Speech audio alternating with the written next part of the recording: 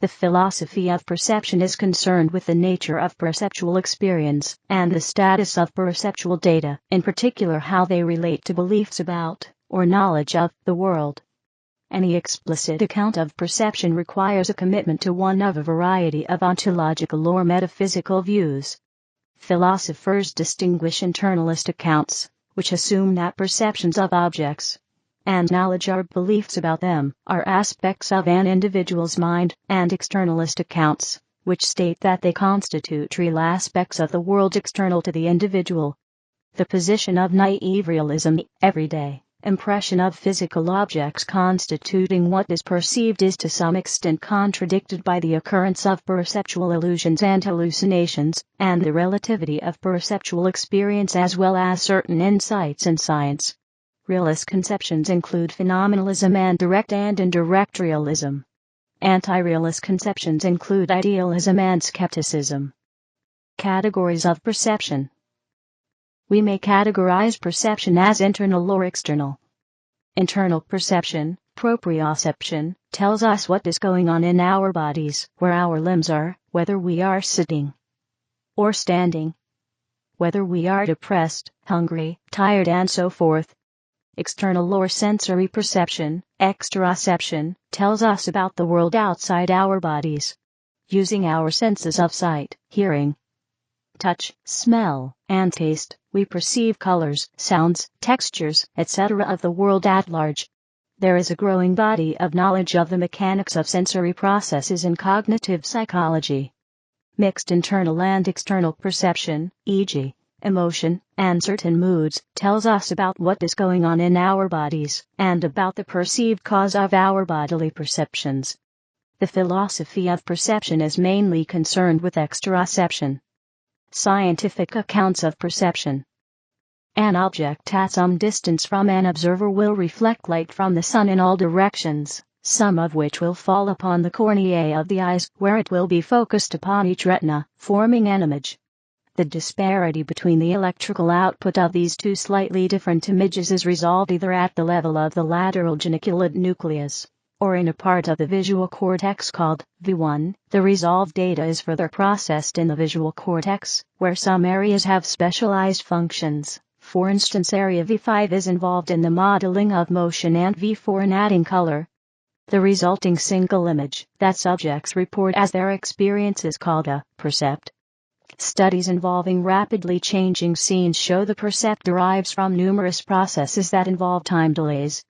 Recent fMRI studies show that dreams, imaginings, and perceptions of things such as faces are accompanied by activity in many of the same areas of brain as are involved with physical sight. Imagery that originates from the senses, and internally generated imagery may have a shared ontology at higher levels of cortical processing. Sound is pressure waves sensed by the cochlea in the ear. Data from the eyes and ears is combined to form a bound percept. The problem of how this is produced, known as the binding problem, is the subject of considerable study. Perception is a cognitive process in which information processing is used to transfer information into the mind, where it is related to other information. Some psychologists propose that this processing gives rise to particular mental states, cognitivism, whilst others envisage a direct path back into the external world in the form of action, radical behaviorism. Behaviorists such as John B. Watson and B. F. Skinner have proposed that perception acts largely as a process between a stimulus and a response, but have noted that Gilbert Ryle's ghost in the machine of the brain still seems to exist. The objection to inner states is not that they do not exist, but that they are not relevant in a functional analysis. This view, in which experience is thought to be an incidental byproduct of information processing, is known as epiphenomenalism. Contrary to the behavioralist approach to understanding the elements of cognitive processes, Gestalt psychology sought to understand their organization as a whole, studying perception as a process of figure and ground. Philosophical accounts of perception. Important philosophical problems derive from the epistemology of perception, how we can gain knowledge via perception, such as the question of the nature of qualia. Within the biological study of perception, naïve realism is unusable. However, outside biology, modified forms of naive realism are defended. Thomas Reid, the 18th century founder of the Scottish School of Common Sense, realized that sensation was composed of a set of data transfers, but declared that there is still a direct connection between perception and the world. This idea, called direct realism, has again become popular in recent years with the rise of postmodernism. The succession of data transfers involved in perception suggests that sense data are somehow available to a perceiving subject, that is the substrate of the percept. In direct realism, the view held by John Locke and Nicholas Malebranche proposes that we can only be aware of mental representations of objects. However, this may imply an infinite regress, a perceiver within a perceiver within a perceiver, though a finite regress is perfectly possible. It also assumes that perception is entirely due to data transfer and information processing. An argument that can be avoided by proposing that the percept does not depend wholly upon the transfer and rearrangement of data.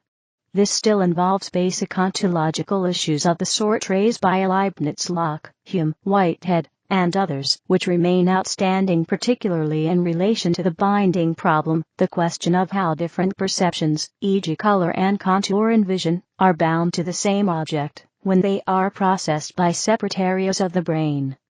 In direct realism, representational views provides an account of issues such as perceptual, qualia, dreams, imaginings, hallucinations, illusions, the resolution of binocular rivalry, the resolution of multistable perception, the modeling of motion that allows us to watch TV, the sensations that result from direct brain stimulation, the update of the mental image by saccades of the eyes, and the referral of events backwards in time.